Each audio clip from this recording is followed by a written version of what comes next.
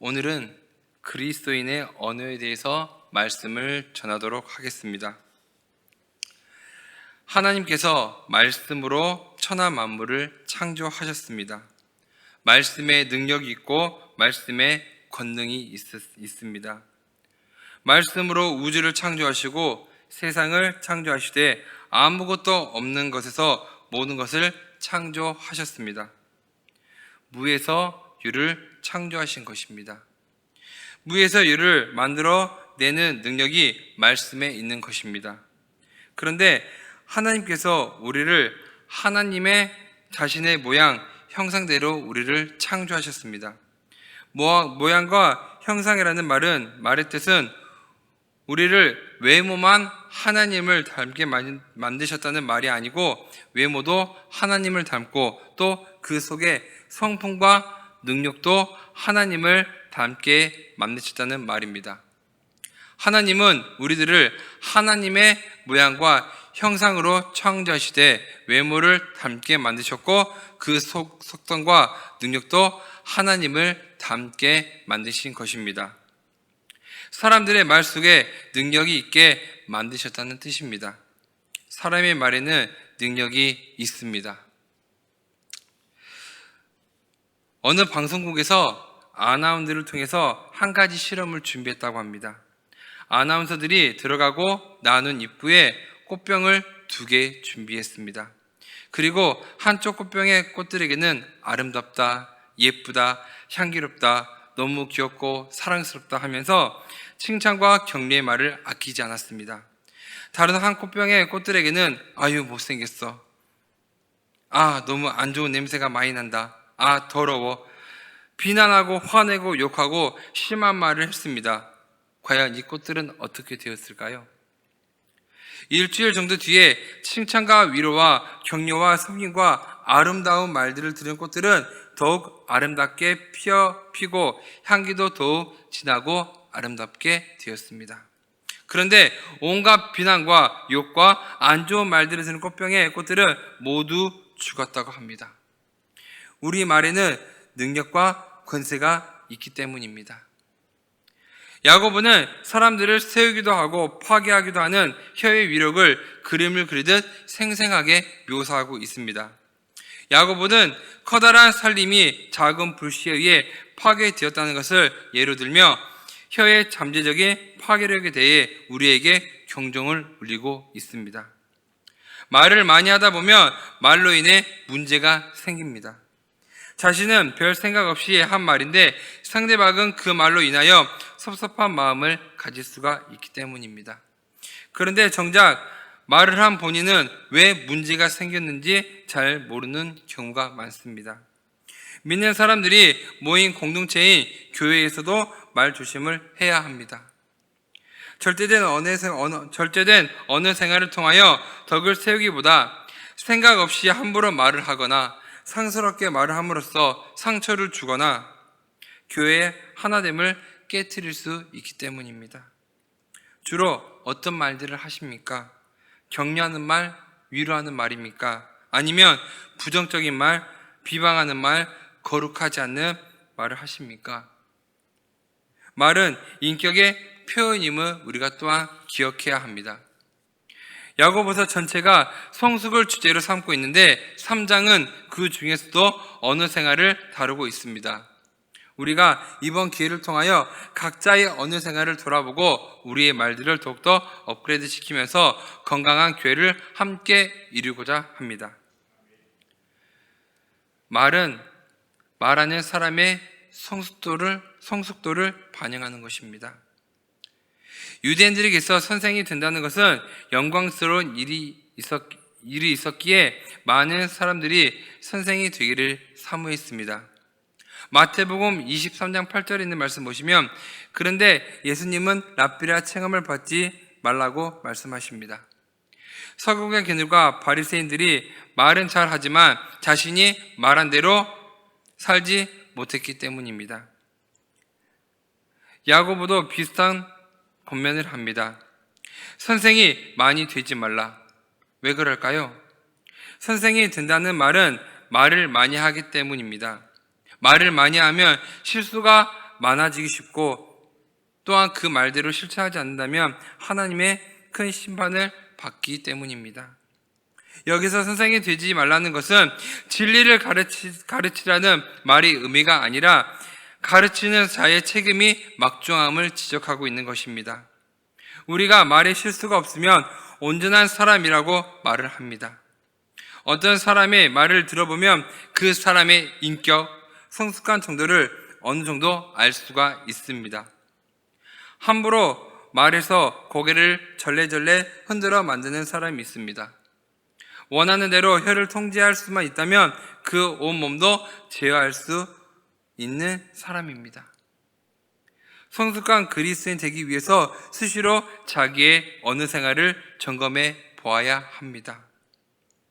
야고보는 혀의 특징에 대해서 또한 말하고 있습니다. 혀는 작지만 영향력이 큽니다. 우리가 타는 말의 경우 입에 재갈을 물리면 인간이 원하는 대로 제어할 수가 있습니다. 또한 우리가 타는 배의 경우에는 작은 키 하나만 움직이면 사공이 원하는 대로 배를 움직일 수가 있습니다. 이와 같이 혀도 작은 지체이지만 많은 일을 일으킬 수가 있습니다. 이는 마치 지극히 작은 불이 많은 나무를 태우는 것과 같습니다. 공생의 기간 중 예수님은 제자들을 섬기셨습니다. 예수님의 말씀에 권세가 있으셨기 때문입니다. 말씀을 가르칠 때 듣는 자들의 마음이 뜨거워졌습니다. 말씀으로 귀신을 쫓아내시고 병자를 일으키셨습니다. 예수님의 말씀은 그를 따르던 제자들의 마음을 사로잡았고 제자들은 예수님을 본받아 성령으로 충만한 후 땅까지 복음의 불을 지르며 증인의 역할을 감당하셨습니다. 우리는 말과 행동이 일치하는 언어 생활을 통하여 거룩한 영향력을 끼쳐야 하기 때문입니다.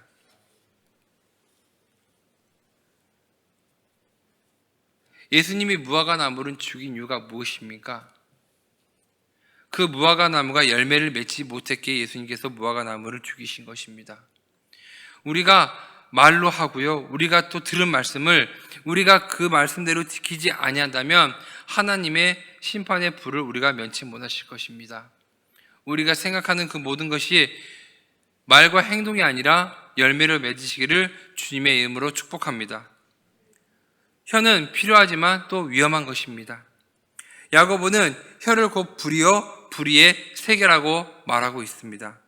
작은 것으로 큰 해를 끼친다는 점에서 혀와 불의 사이에 비슷한 점이 있습니다.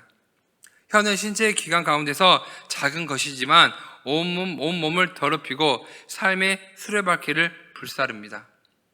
수레바퀴라는 표현은 굴렁쇠를 연상시키는 것입니다.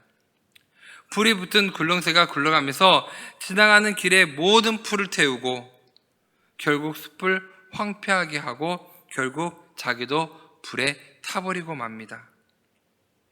마찬가지로 혀를 함부로 움직이면 인생을 망치게 됩니다. 특히 사랑이 식었을 때에 하는 말들이 마치 기름밭에 불을 던지는 것 같다고 이야기합니다. 독을 품고 말했을 때 말한 사람의 한 번 말한 것으로 그치지만 그 말에 쏘인 사람에게는 독이 계속 퍼져 마음을 병들게 합니다. 내 마음의 상태가 좋지 못할 때 차라리 입을 다무는 편이 낫다고 이야기합니다. 따라서 중요한 것은 내가 말하는 것이 옳으냐 아니냐라기보다 내가 무슨 의도로 말을 하느냐는 것이 더 중요한 것입니다. 감정에 치우쳐 함부로 말하는 것을 경계해야 합니다. 공동체에서 덕을 세우지 못하는 소리가 나오지 않도록 하는 분위기가 조성되어야 합니다. 야고보가 볼 때 참을 수 없는 것은 한 입으로 하나님을 아버지라 찬송하면서 또 하나님의 형상대로 지음을 받은 사람이 저주를 하는 것입니다. 더구나 하나님을 한 아버지로 믿고 모시는 성도들은 한 가족이요 주님 안에서 형제 자매들입니다. 야고보는 셈의 경우를 들어 설명을 하고 있습니다. 셈은 한 구멍으로 단물과 쓴물을 낼 수 없습니다. 자연의 이치도 그러한데 하물며 하나님을 믿는 성도 입에서 찬송과 조주가 나오는 것은 마땅하지 않다는 것입니다. 야고보는 또한 이 진리를 나무와 열매의 원리를 들어 설명하고 있습니다. 따라서 우리 입은 선한 말만 내야지 형제를 비방하거나 저주하는 악한 말을 해서는 안 됩니다. 하나님께서 영광이 되고 이웃에게 덕이 되고 기쁨을 주는 말을 해야 합니다. 낙심한 자에게 소망을 주고 어둠 가운데 있는 영혼에게 복음의 진리를 전하는 핍박받는 자와 함께 주님을 찬송하도록 우리는 해야 합니다. 경건한 사람은 어떤 상황에서도 자신의 혀를 제갈 먹일 수 있는 능력을 가진 자입니다. 자기 혀를 제갈 먹인다는 것은 하지 말아야 할 이야기는 하지 않는다는 것입니다. 정확한 사실에 근거하지 않고 정황으로 추측하고 이야기를 만들어내서는 안 됩니다. 근데 그것을 마치 사실인 마냥 다른 사람에게 말하기를 좋아하는 사람들이 있습니다. 그런 말을 들을 때 마치 특종 뉴스를 얻는 것처럼 신이 나서 들은 즉시로 다른 사람에게 말을 들으면 기분이 어떻겠습니까? 내가 누군가로부터 무슨 말을 들을 때에는 기분이 나빠하면서도 막상 자신이 다른 사람에게 말할 때에는 대수롭지 않게 생각합니다. 누가 어떻다더라, 아무개가 무엇했다더라. 그것이 덕을 세우거나 좋은 일이 아니한다면 가능하면 하지 말아야 합니다. 우리가 마태복음 5장 22절 말씀에 보시면 형제에게 노하는 자마다 심판을 받게 되고 형제를 대하여 나가라 하는 자의 공의에 잡히고 미련한 놈이라 하는 자는 지옥불에 들어가게 되니라 라고 말씀하고 있습니다. 예수님의 말의 파괴력은 알고 계셨기 때문에 제단에 예물을 드리다거나 형제에게 걸림돌이 되는 것이 생각이 나면 먼저 회개하고 화해하고 예물을 드리라고 말씀하고 있습니다. 성공상 어느 생활을 하려면 성령의 기름 부음이 있어야 합니다. 성경의 말이 입술의 열매라고 이야기하고 있습니다.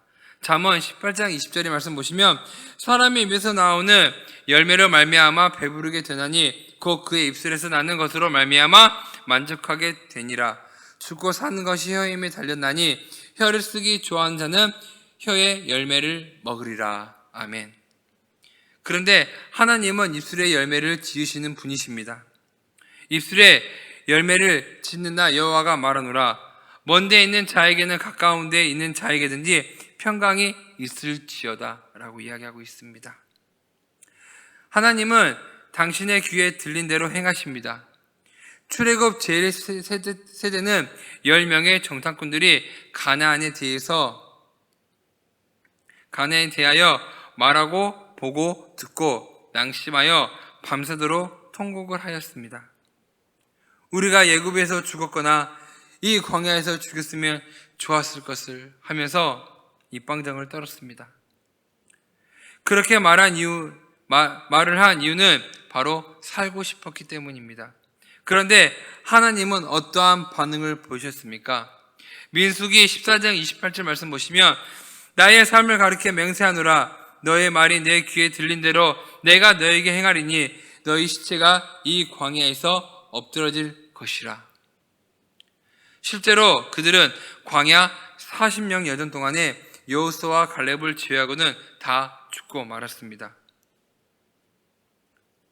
우리의 입에 혀의 말에는 권세가 있기 때문에 우리는 말을 바로 중요시 해야 되는 것입니다. 혀의 순 기능도 있습니다. 혀로 형제들을 위로하고 선한 말을 해야 합니다. 반면에 역기능도 있습니다. 혀를 잘못 눌려 문제가 생기고 말 때문에 많은 사람이 상처를 입습니다. 그래서 야고보는 형제를 헐뜯고 비방하고 무너뜨리는 것은 지옥불에 있다고 말합니다. 그 원리가 같다고 말하고 있는 것입니다. 그 기원은 바로 사탄입니다. 함부로 말하는 것은 사탄의 쓰임받기 때문입니다. 우리 모두가 그럴 가능성이 있음을 깨달아야 합니다. 말의 순 기능을 회복하려면 성령의 인도함을 받아야 합니다. 하나님께서 이스라엘을 부르실 때에 먼저 거룩한 제단에 숯불을 그의 입에 닿게 함으로 그를 거룩하게 하셨습니다. 이사야는 입술이 더러운 사람에게 진리의 말씀을 전하는 사람으로 변화되었습니다. 이는 단순한 입술의 변화만을 뜻하지는 않는 것입니다. 그의 내면 세계가 변했음을 의미하고 있는 것입니다. 말하는 태도나 내용을 통해 그 사람의 수준을 짐작할 수가 있습니다. 하나님께서는 우리가 서로 섬기는 자세로 깨끗한 마음으로 말하기를 원하십니다.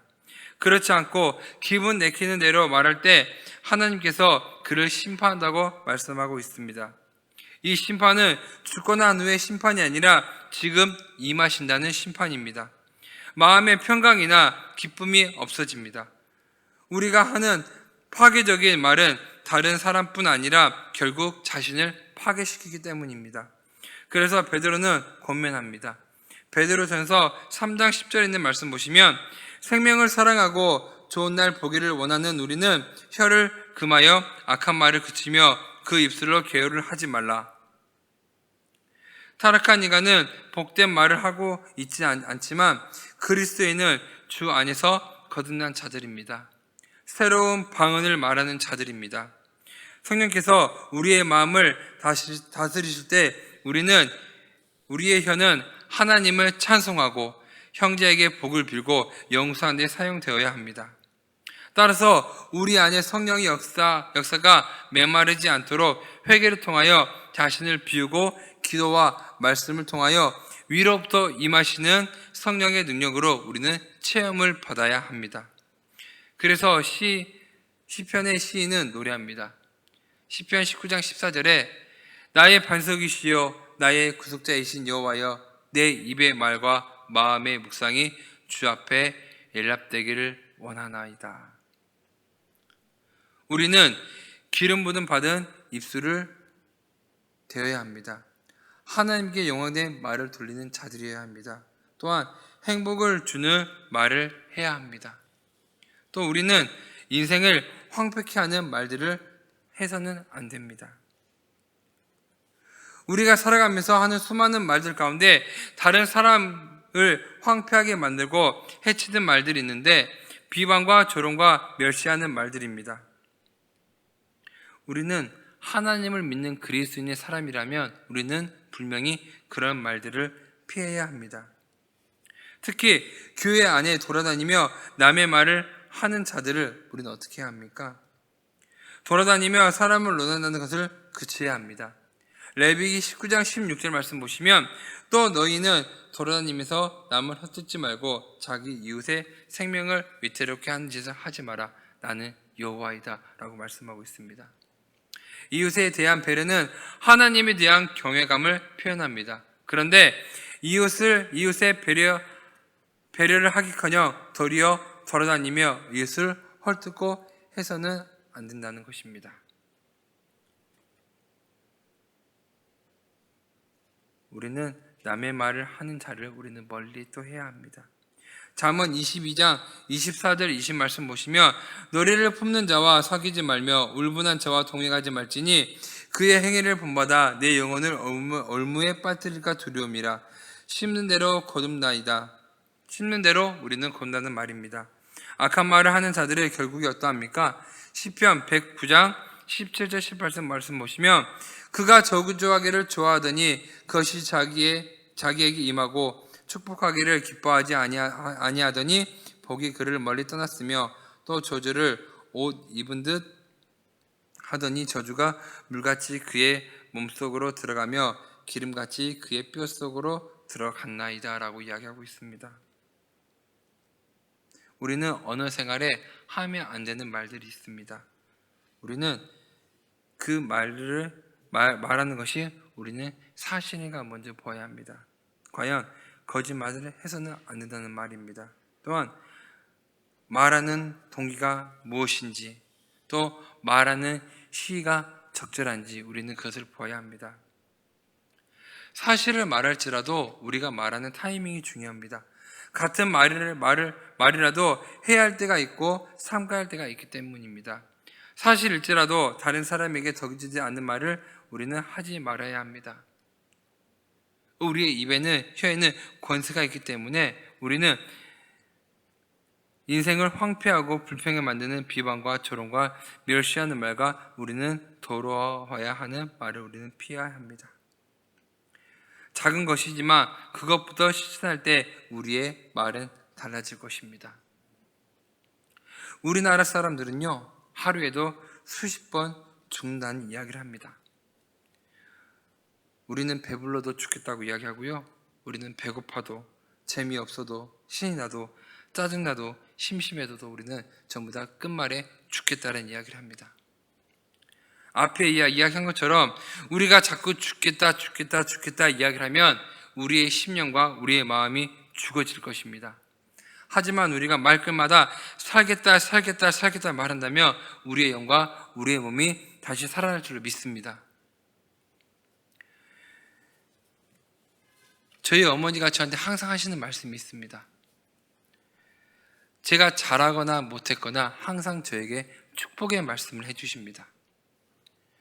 제가 일을 잘못해도요, 제가 약간 일을 저질러도 잘될 놈아, 축복받을 놈아, 너는 그래서 하나님의 종이기 때문에 잘 될 것이다 라고 항상 말끝마다 축복을 해주십니다. 그 말들이 얼마나 제게 큰 힘이 되는지 모릅니다.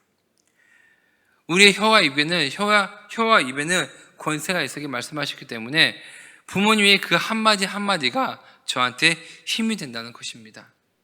자식들을 축복하실 때 자식들한테 한마디를 할지라도 잘못을 할지라도 사고를 저질렀을지라도 야, 이 잘될 놈아, 하나님의 자식아, 너는 분명히 성공하고 잘될 것이다 라고 말끝마다 축복해 주십시오. 그런다면 그 자식이 정말 하나님의 말씀으로 또 하나님의 힘을 주심으로 자식들이 잘 될 줄로 믿습니다.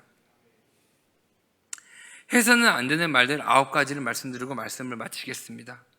첫 번째로는 잘해봐라 하는 비꼬는 말을 해서는 안 됩니다. 두 번째, 난 모르겠다라는 책임 없는 말을 해서는 안 됩니다. 세 번째, 그건 해도 안 된다라는 소극적인 말. 네 번째, 네가 뭘 아냐라는 무시하는 말. 다섯 번째, 바빠서 못한다는 핑계의 말. 여섯 번째, 잘 되어 가고 있는데 뭐 하라고 바꾸냐라는 아니란 말. 일곱 번째, 저 정도면 괜찮다라고 타협하는 말. 여덟 번째, 다음에 하자고 미루는 말. 아홉 번째, 해보나 마나 똑같다라고 포기하는 말입니다. 성숙한 인격이 배어난 언어 생활을 통하여 행복한 가정, 행복한 교회를 만들고 하나님이 주시는 은혜를 받아 행복한 인생을 사시기를 주님의 이름으로 축복합니다. 그리스도를 믿는 사람이라면 우리의 언어가 먼저 바뀌기를 주님의 이름으로 축복합니다.